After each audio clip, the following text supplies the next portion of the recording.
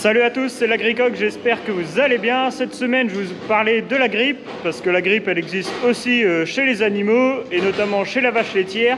Et je vais vous expliquer les symptômes, les solutions et l'impact économique qu'elle a eu sur notre élevage.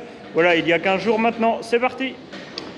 Il faut savoir que la grippe chez la vache laitière est une grippe intestinale, donc ça touche les intestins des animaux, et cette grippe-là, elle est vraiment très courante dans les élevages laitiers.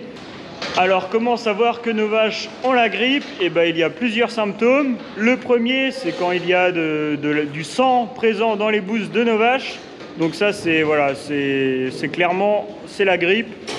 Pourquoi? Parce que, comme je disais tout à l'heure, c'est une grippe intestinale. Donc il y a une hémorragie au niveau de l'intestin des animaux. Et donc, tout logiquement, on retrouve du sang dans les bouses. Après, c'est aussi le fait d'avoir des bouses très liquides, voilà, de la diarrhée tout simplement. Donc ça, c'est aussi visible et on a une sacrée odeur. Après, on a aussi le fait que les vaches vont beaucoup moins manger. Il y aura des problèmes d'ingestion. Et ça, c'est comme chez nous. Quand on n'est pas en forme, quand on est un peu malade, en général, on mange moins. Et enfin, le dernier symptôme, c'est le fait que les vaches vont chuter en production laitière. Et donc ça on le voit au niveau du temps calé. Quand la baisse de production laitière se fait du jour au lendemain, c'est qu'il y a un problème de santé dans le troupeau. Si nos vaches ont la grippe, plus on réagit rapidement face à la grippe, moins la pathologie va être importante pour les animaux et moins ça va nous coûter d'argent. Ça paraît logique. Alors comment guérir de la grippe? Alors certains disent qu'il faut mettre des antibiotiques, mais ça va servir strictement à rien. Comme on dit, les antibiotiques, c'est pas automatique. Et les antibiotiques face à un virus, ça ne sert strictement à rien. Et donc là, dans l'élevage, on travaille au maximum en préventif. Donc dans l'alimentation des animaux, comme je vous l'avais expliqué, on met des minéraux et des vitamines tous les jours, quotidiennement, dans la ration des vaches laitières. Ça permet de maintenir un système immunitaire au top. Néanmoins, des fois, ce n'est pas le cas. Et comme là, quand on a eu la grippe, on a fait en plus une cure de vitamine C pour rebooster comme il faut le système immunitaire de nos animaux. Et on a en plus incorporé de l'argile. Et l'argile, ça a permis de faire un pansement au niveau des intestins des animaux. Et comme ça, ça a limité les hémorragies intestinales aux animaux. Et comme ça, en une semaine, nos animaux avaient bien récupéré de la grippe et la production laitière était bien repartie.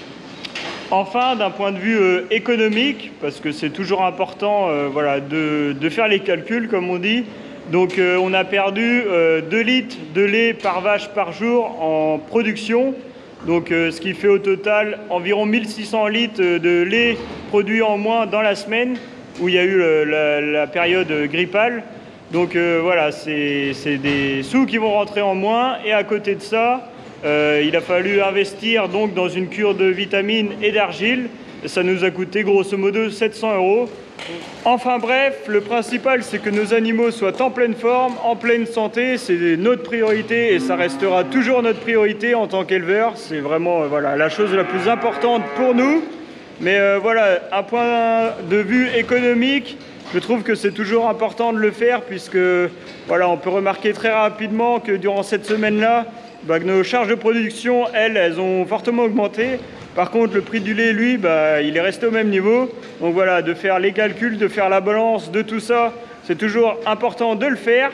En tout cas, là, il est 10h30, la traite, elle est toujours pas finie, mais c'est normal, on a une bonne raison, c'est parce que la machine à traire, elle était en panne ce matin, et donc le temps de la réparer et de la remettre en route, on a perdu beaucoup de temps, mais bon, les vaches vont être traites quand même avant 11h, c'est le principal. En tout cas, moi, je vous dis à la semaine prochaine pour une nouvelle vidéo, et partagez, likez, et ciao!